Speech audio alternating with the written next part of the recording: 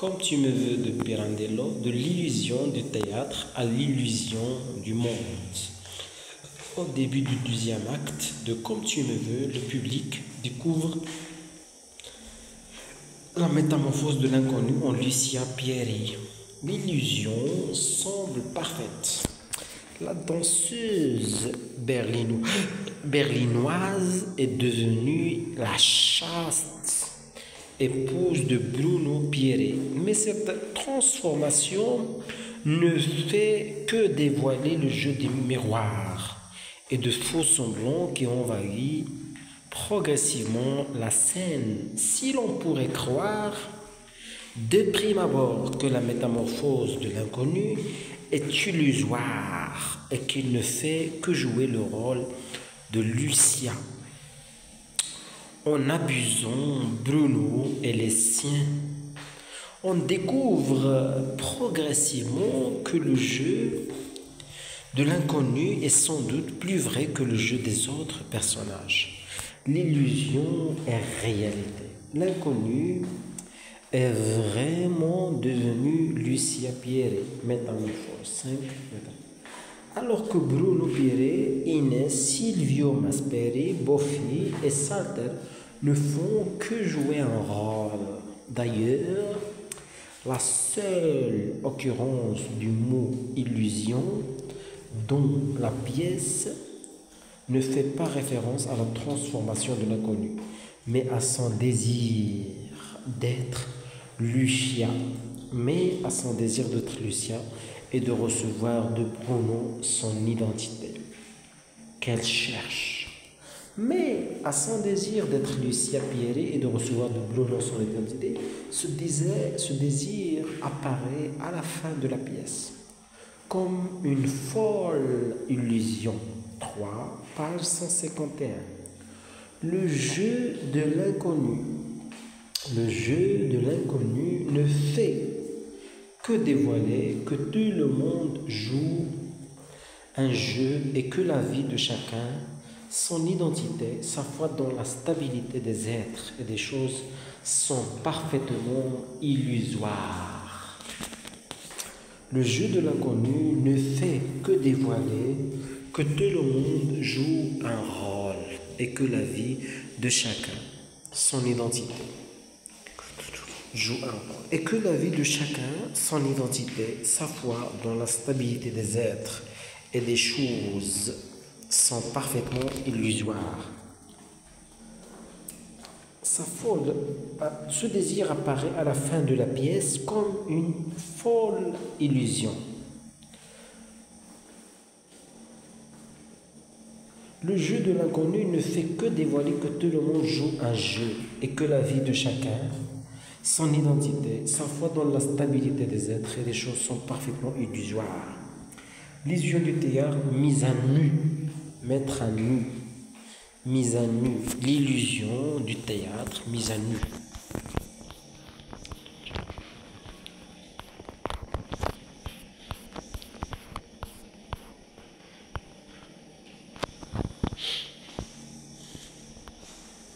L'illusion du théâtre mise à nu. Puisque le théâtre est le lieu de toutes les illusions, il peut devenir le lieu de démasque et dénonce les illusions du monde. Dans l'œuvre de Luigi Pirandello, le théâtre est mis à nu. Le premier acte est une mascarade. Acte 1, page 126. Aux airs de tragédie. On voit en scène un homme grimé en diable Boffi et une danseuse portant un costume de scène, l'inconnu, qui qualifiait son amant de bouffon. Parce que, comme les autres, il joue un rôle. Il a fait le bouffon pour sa femme.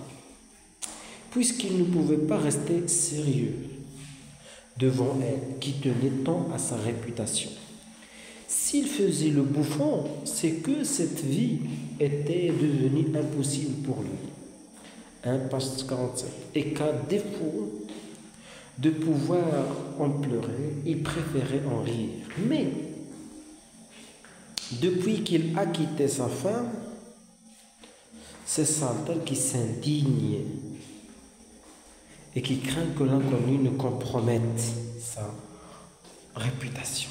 C'est alors et à Elma d'en rire, à défaut de pouvoir en pleurer. La société impose une comédie.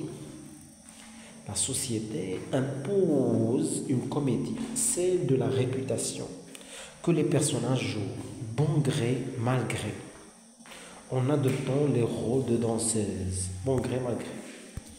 Pardon, s'il vous plaît. Bon gré, mal gré. Bon gré. Locution adverbiale volontairement ou avec mauvaise volonté. En dépit, malgré soi. Bon gré, mal gré. Ou avec une mauvaise volonté. En dépit de sa volonté. Contre par les circonstances. Bon gré, mal gré. Malgré soi. Nous non se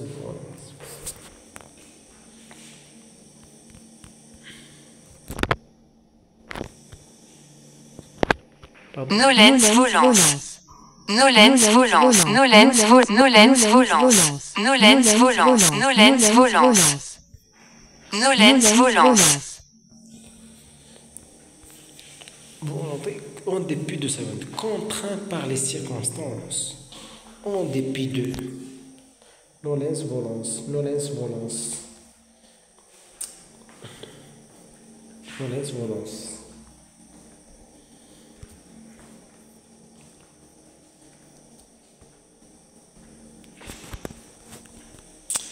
Pour sa femme. Parce que, comme les autres, il joue un rôle, il fait le bouffon pour sa femme, puisqu'il ne pouvait pas rester sérieux devant elle qui tenait tant à sa réputation. Et s'il faisait le bouffon, c'est que cette vie était devenue impossible pour lui, et qu'à défaut de pouvoir en pleurer, il préférait en rire. Mais depuis qu'il a quitté sa femme, c'est Saltel qui s'indigne et qui craint que l'inconnu ne compromette sa réputation. 1, page 47. C'est alors à Elma d'en rire.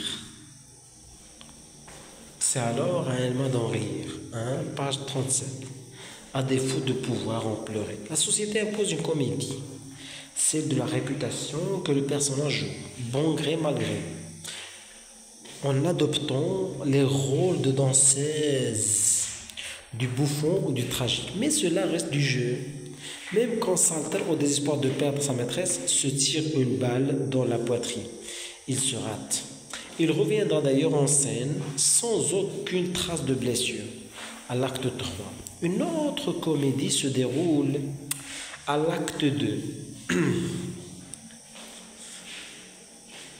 Une autre comédie se déroule.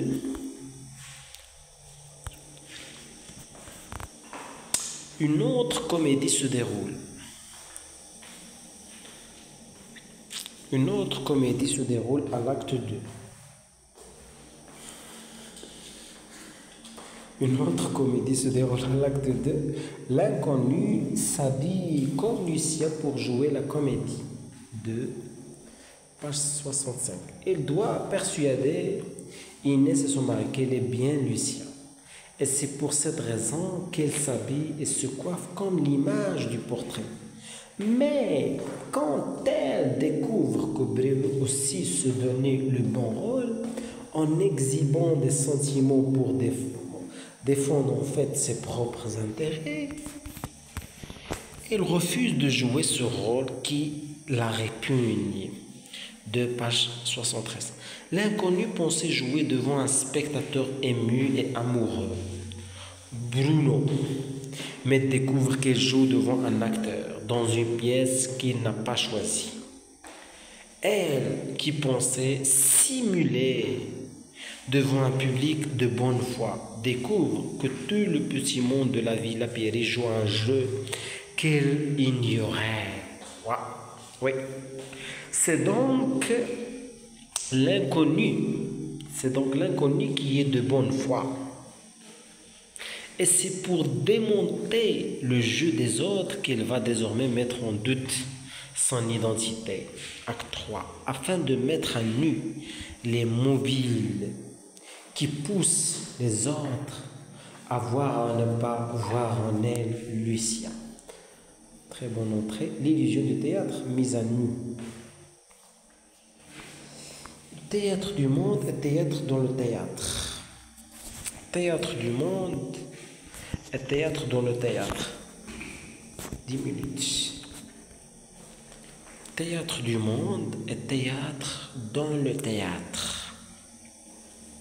Excusez-moi, une petite pause de 30 secondes.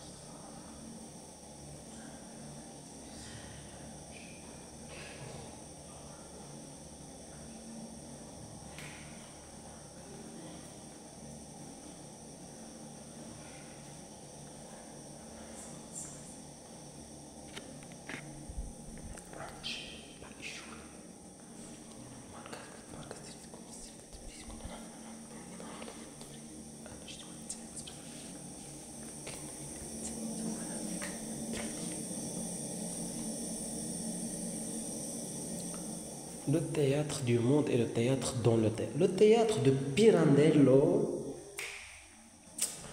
sert ainsi à démasquer le théâtre du monde. Le théâtre de Pirandello sert ainsi à démasquer le théâtre du monde. Le théâtre de Pirandello sert ainsi à démasquer le théâtre du monde.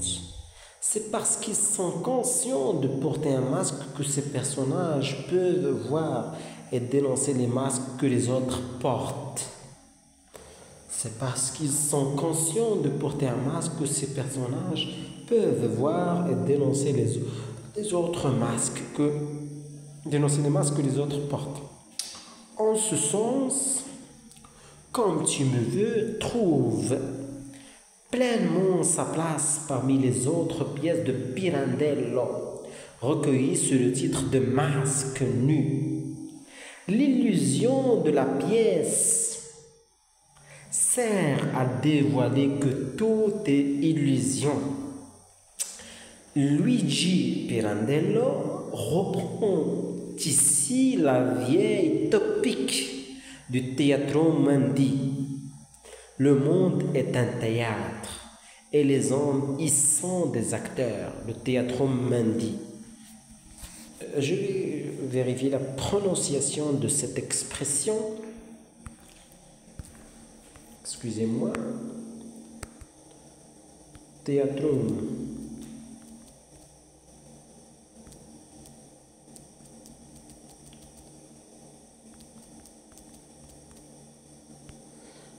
Mundi.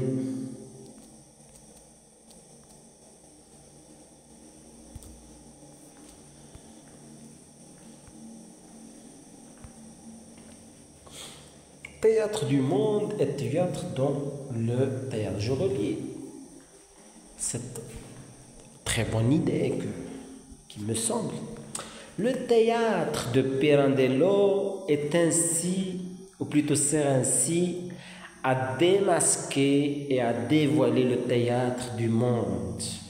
C'est parce qu'ils sont conscients de porter un masque que ces personnages peuvent voir et dénoncer les masques que les autres portent.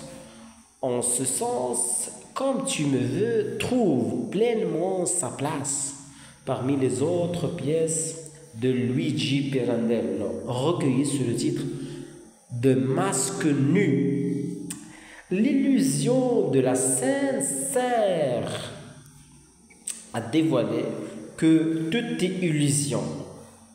L'illusion de la scène sert à dévoiler que tout est illusion. Pirandello reprend ici la vieille topique du Theatrum Mundi.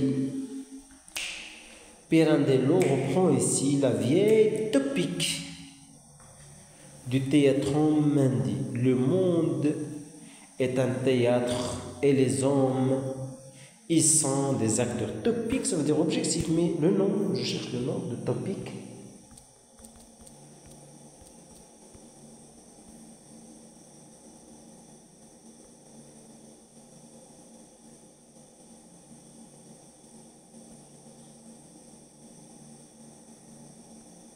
Le topique,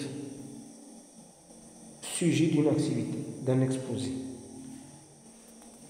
Sujet.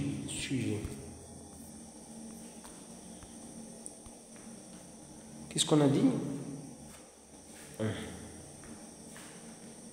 Pirandello reprend ici la vieille topique du sujet du théâtre mundi. Le monde est un théâtre et les hommes y sont des acteurs. Dès là, le jeu théâtral, au lieu de créer une fiction, c'est précisément dévoiler que tout est illusion. Cette topique, très présente dans le théâtre de la Renaissance et notamment chez Shakespeare, est reprise par Pirandello pour dénoncer l'emprise des apparences et l'impossibilité de savoir s'il existe une identité sur le masque. Si le monde est un théâtre, sa représentation scénique est nécessairement du théâtre dans le théâtre. C'est ce que montre Pirandello dans la trilogie du théâtre dans le théâtre. 6 personnages en quête d'auteur, 1901. On ne sait jamais tout, 1904. Et ce soir, on improvise, 1930. Met en scène le théâtre et ses coulisses pour penser le rapport entre réalité et fiction. Et entre personnage et personne. Comme tu me veux, on reprend certains traits dramaturgiques. En effet, l'inconnu est un personnage en quête d'auteur, puisque ni son histoire ni son caractère ne semblent achevés en une forme qui pourrait constituer son identité. Elle répète son numéro de danse devant Mop, Salta et Bofi, 1 page 32. Elle met en scène les souvenirs de Lucien. Vous êtes en train de jouer, lui dit Salta, 3 page 148, pour émouvoir Inès et pour lui montrer que tout souvenir reconstruit peut paraître authentique. Il existe pourtant un personnage qui ne simule pas, la folle. Elle ne peut pas simuler puisqu'elle a perdu le sentiment du présent. Cependant, elle porte un masque, mais un masque sans trou pour les yeux. Pour la bouche, c'est le masque de la folie qui cache son identité et l'empêche de communiquer avec les autres. Donc, comme tu me veux, Pirandello montre les limites de la simulation.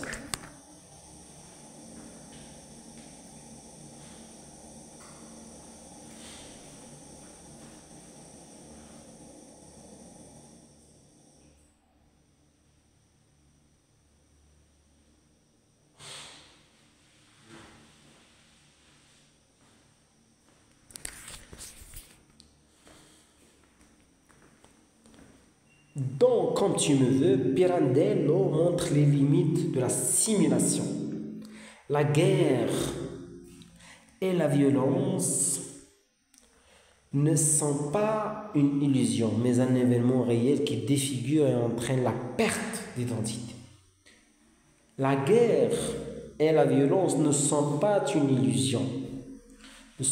illusion, mais un événement réel qui déforme et défigure la perte et l'identité, et entraîne aussi la perte d'identité. Comme tu me veux, souligne de manière unique le lien entre illusion et vérité traumatique. Ce lien est aussi mis en avant dans Chacun sa vérité, en 1917, où il est impossible de connaître l'identité de l'épouse de M. Poncin, parce qu'un tremblement de terre a détruit les archives, empêchant d'accéder aux documents. La pièce S'achève sur le doute. Madame Ponsa entre en scène avec le visage dissimulé par un voile et affirme être à la fois la seconde femme de Monsieur Ponsa, comme il le prétend, et la fille de Madame Frola, comme il le prétend, ou plutôt d'être celle que l'on croit. L'inconnu aussi est celle que l'on croit. L'inconnu aussi est celle que l'on croit, ou plutôt celle que l'on veut. L'inconnu était celui et la fille de Madame Frola, comme il le prend, ou plutôt d'être celle que l'on croit. L'inconnu est aussi est celle que l'on croit, ou plutôt celle que l'on veut. Pirandello souligne que l'identité que l'on a perdue à cause d'un traumatisme ne peut être retrouvée que par le désir et l'amour de l'autre. Tout est illusion, tout est illusion.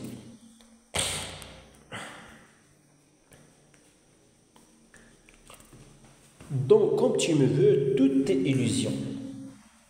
Il apparaît impossible de pouvoir connaître sa véritable identité ainsi que celle des autres.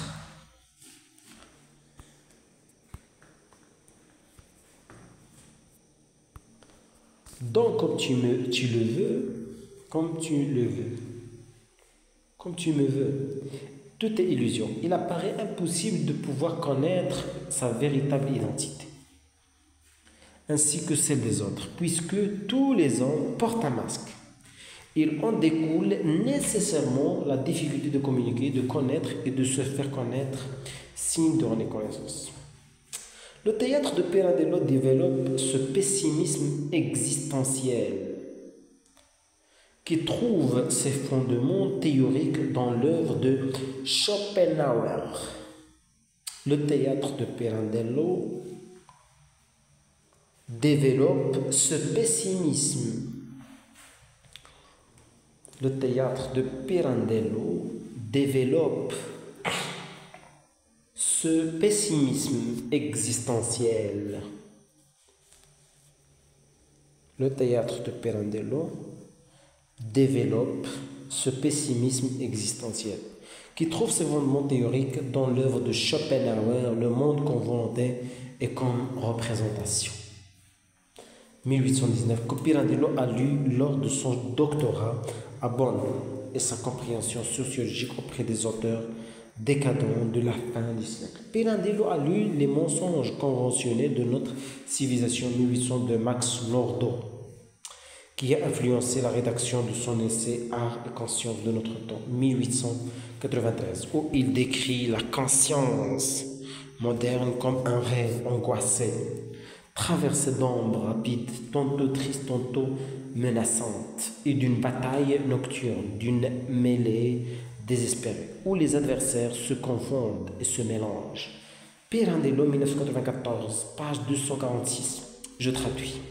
Pirandello doit à l'essor de la psychanalyse la découverte de l'inconscient, de la coexistence possible en un même individu de plusieurs personnalités, de la folie pathologique. Il a lu Les altérations de la personnalité de 1992 d'Alfred Binet.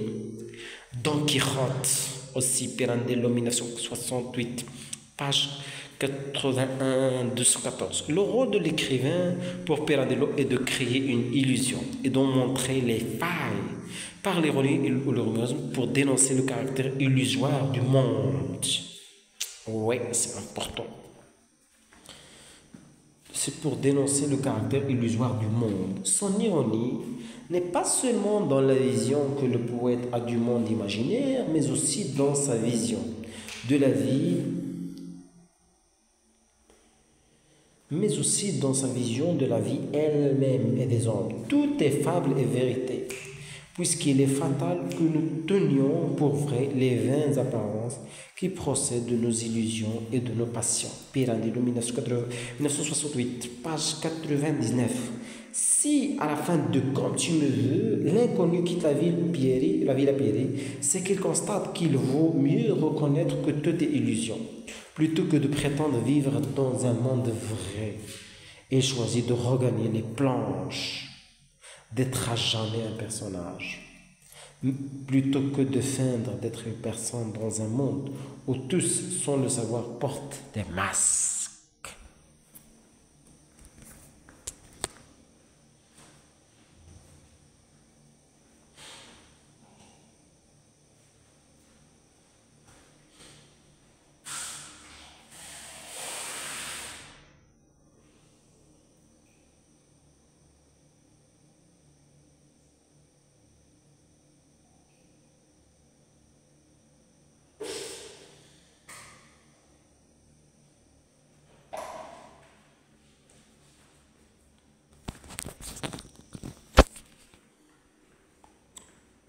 Je relis cette idée, c'est très important. Si à la fin de Comme tu me veux, l'inconnu quitte la ville à Pierry, c'est qu'elle constate qu'il vaut mieux reconnaître que tout est illusion, plutôt que prétendre vivre dans un monde vrai. Elle choisit de regagner les planches, d'être à jamais un personnage, plutôt que de feindre d'être une personne en réalité.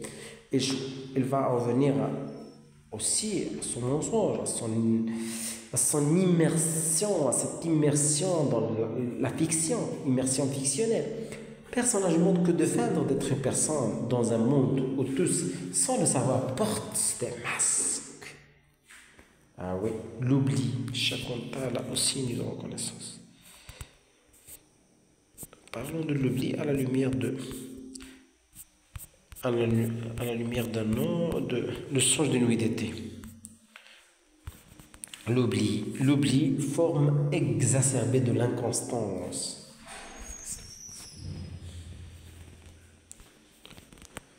L'oubli, le songe d'une nuit d'été. Instabilité et défaillance. L'oubli, forme exacerbée de l'inconstance.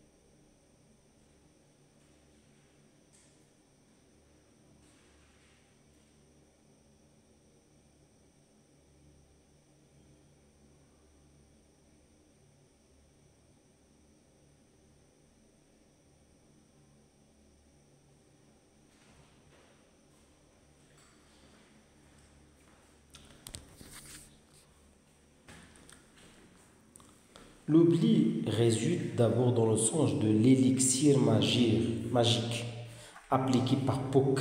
Ouais. L'oubli, c'est une forme qui est rendue aiguë par de l'inconstance. L'inconstance cause l'oubli. L'oubli résulte d'abord dans le songe de l'élixir magique appliqué par Puck. La fleur agit sur les yeux et induit le processus d'innamoramento qui altère l'imaginaire et la psyché. Par là, elle reconditionne de fait, la mémoire de Titania et Démétrius. Cet oubli brutal de leurs sentiments antérieurs pourrait apparaître comme un phénomène purement arbitraire, un deus ex machina, imposé sans nécessité autre que le bon vouloir d'Oberon. Or, Oberon articule cette intervention magique à deux projets. L'un, punir Titania de sa désobéissance et lui soustraire l'enfant et l'ordre privé. L'autre a une vocation plus éducative, puisqu'il s'agit de faire éprouver à Démétrius la souffrance dont il accable Helena. Le geste n'est donc pas immotivé.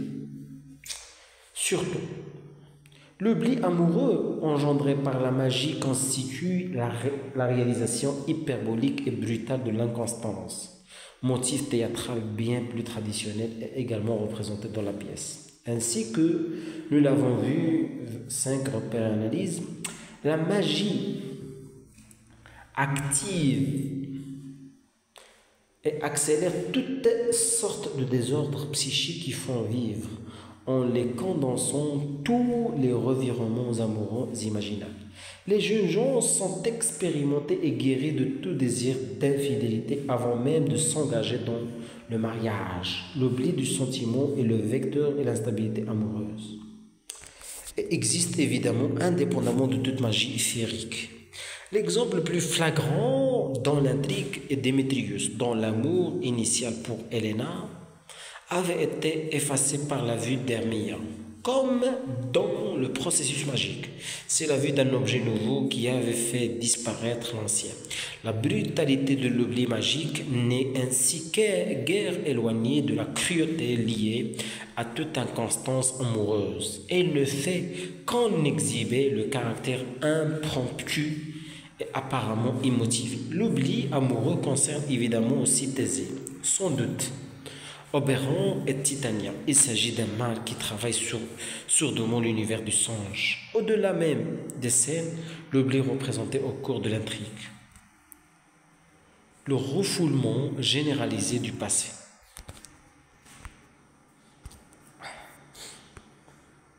Refoulement.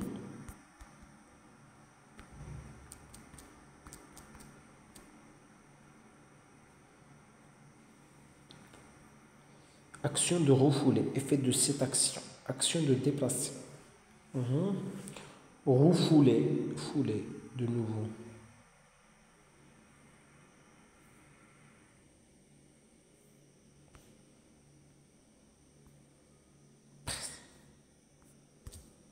Refoulement. L'oubli est dans la pièce le symptôme d'une dislocation de l'être.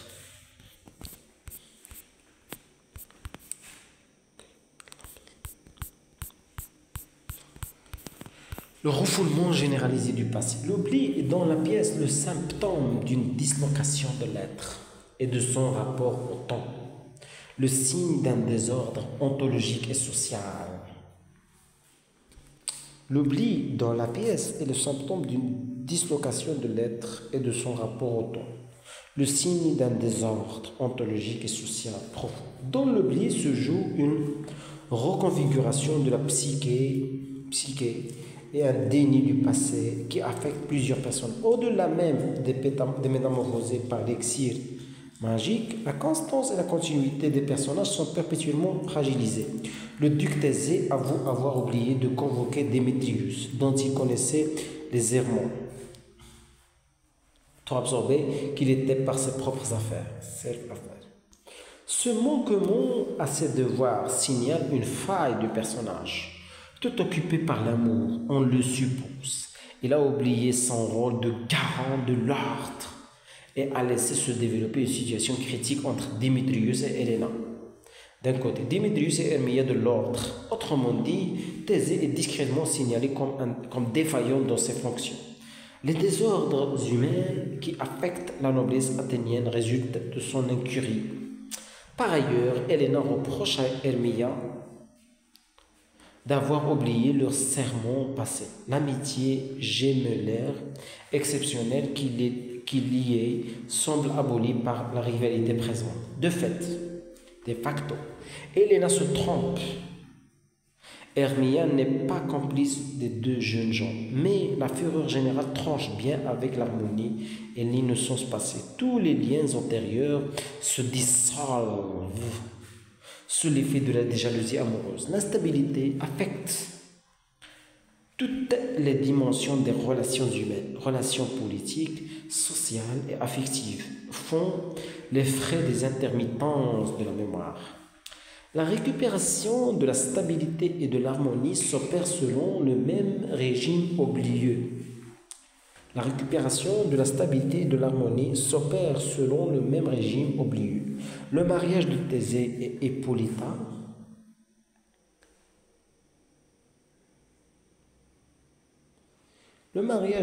Hippolyta scelle le refoulement de la violence qui fut au principe de leur relation. De même, les unions finales des jeunes sont possibles parce que leurs déchirements sont refoulés dans une forme d'inconsistance difficile à définir pour eux. Les serments semblent fondés sur le refoulement, la négation du passé est seul garant de retour de l'harmonie. Ce rôle central de l'oubli questionne évidemment la solidité de cette évacuation du chaos, le spectateur ne pouvant ignorer qu'à Hippolyta succéderont d'autres conquêtes de Thésée. L'oubli n'a pas achevé d'accomplir son travail destructeur.